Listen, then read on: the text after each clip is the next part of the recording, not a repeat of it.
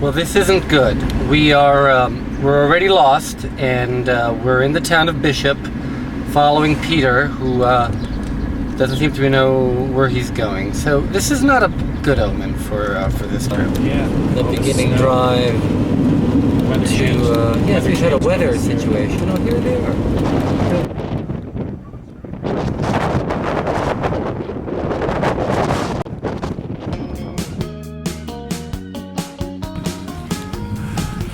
The beginning.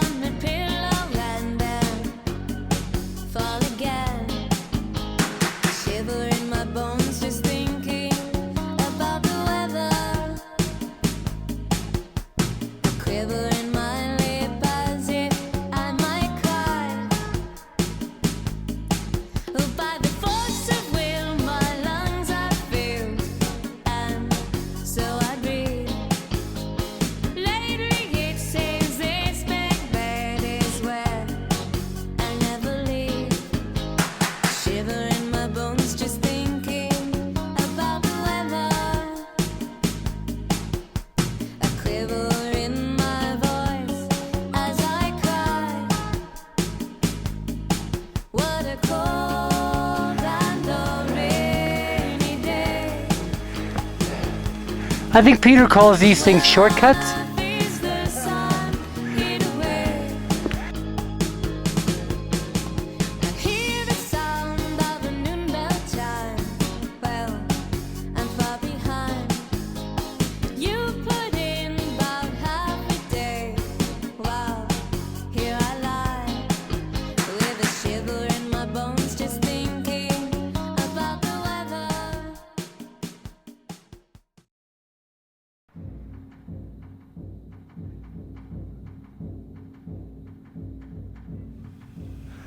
It's about 6 a.m. after the usual fantastic night's sleep. We wake up to this fabulous morning. In the morning it was crystal clear, bluebird. The winds had shifted from the southwest to the northwest, and there were snow banners off the peak. So we continued on up. Nancy was wondering about the snow stability, and at that point there was no slopes above us, and the snow had felt very good. Everything had felt very well bonded.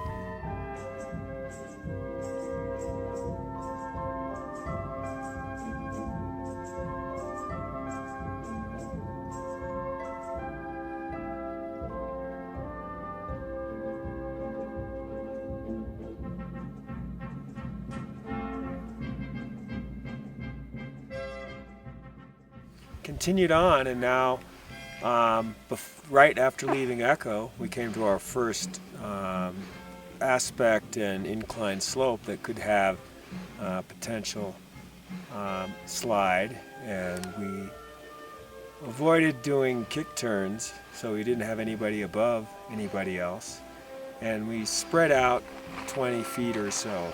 It seemed like luckily it was a little bit more than 20 feet. Everybody's spreading out. No incidents on that first. Dug a couple pit pull tests down through to the old snow layer, and it was really feeling quite good. I've seen things shear off quite easily, yet then skied them for other reasons and had no problems. Continued on up to Echo and decided to take a higher line. The snow was fairly deep in places. It was still a right side up snowpack. The top was softer and it got denser as it went down. We spread out. I had Jacob go last. We spread out 20 feet or more across the slope and continued up, trying for a high line, not too steep that if we had to do a transition and boot it, it would be hard, but trying it for a higher line than we took the week before with the Marines. we were getting really close, and I was hitting close to right below this one rock, and only about 50 more feet, and we'd be right below the col, able to boot it up. And the slope cut loose. I yelled avalanche. I thought I was the only one sliding, actually. And my pack was on, and it was a pretty smooth ride, very smooth. And I was on the surface almost the whole time. It must have been about not more than 15 seconds, I would guess. I felt it start to slow down. I started feeling my head go under. I was head first, kind of on my side like this. I remember feeling it slow more and going, I got to get towards the surface, thinking about clearing an airway, and then reaching my hand up so that I could connect to the air to my face. Then I was able to wiggle it clear and clear my head out, and started, I think I heard Paolo pretty quick going, Peter or something. I don't know what you were saying. You know, I think it's one of those times where a picture is worth 1,000 words.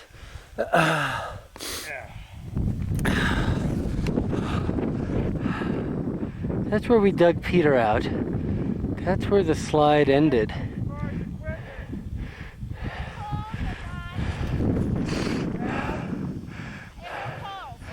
These are people's packs. Some of the people who were involved. Our entire team was hit by this avalanche, which is called a slab avalanche. And I can't even believe, see that line? That's where it cracked. The whole thing cracked. All the way across. Crack. I remember yelling, because I could kind of try and look up the slope, were we all accounted for? Because I was fine, and I wanted to make sure that we had all 7 people. Because I kept looking up the hill, and I'd only see like 4 people. And so I kept yelling over and over again. I'm still a little hoarse from yelling. And it was good to hear Jacob say, yes, several times, there's 7 people. And I looked up and I saw Peter being swept away and the avalanche propagate towards me. And as it was propagating, everybody in front of me was being slid away. And I was watching it come to me, and it stopped just above me. It still took me down about 7 feet, but I was right on the edge. And at one point I heard what sounded to me at first like a boom. It was a boom that reverberated, and it sounded to me like dynamite across the ridge, on the other side of the ridge. Wow. It felt like I was stuffed in a washing machine. Wow. And of course, a number of things were going through my head as I was being swept down slope. I was thinking it was just unbelievable that an avalanche was taking out the whole team. There were 7 of us. I thought this could be just a terrible tragedy if no one survived this event. And I thought maybe this is going to be the way my life is going to end. And then I thought, I need to fight, and I need to try and survive this. But once I got my head out, though, I frankly was pessimistic about the first 3 people in line. I really thought, since I'd completely lost sight of Peter and Paulo and Graham, and I'd seen them go down quite a long ways, I thought, gee, I really was worried they were gone. And then he started opening the pack, and the best thing he ever said was, there's 7 people. And I was so happy to hear that. I'm feeling a little emotional right now about it, but everybody was fine. And then I got dug out, and It was a very frightening experience for me. It unfortunately lingered with me for most of the trip, it was just an honor to be with 6 other people who who were able to save each other's lives on that fateful day.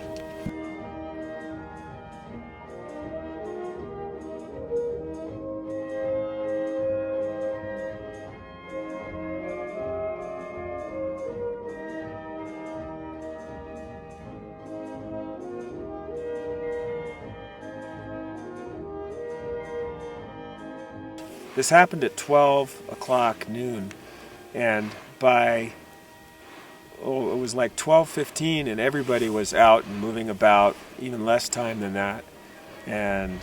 But it took us till 1:30 or 2 before we gave up looking for the last ski pole. We'd lost at least 10 ski poles, and luckily we all found them very easily. And then there was an interesting feeling of, what do we do now? Paulo was not, ready to, if I had to go get a ski pole, he said, I'd go with you. I'm like, okay. And I'm really feeling that, looking at the past, the whole thing had slid. It had slid 300 feet. The crown line was 300 feet. The thickness of the slab went from, at least 18 inches to where it hit the crest about, it was about 6 inches. And it slid over 150 feet down. The aspect clocked around from north to northeast. It completely took out the entire slope of Echo Call.